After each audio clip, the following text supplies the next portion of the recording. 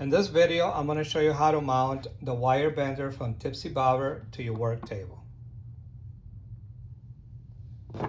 The first thing that you need to do is to draw a straight line 1/2 inch from the edge of the table. Drill 2 pilot holes 2 inches apart. In this case, I'm going to be using a pilot hole of 7/64 with a number 8 countersink screw with a head diameter of 5/16. The next thing to do is to align the outer holes with the pilot holes and install the screws.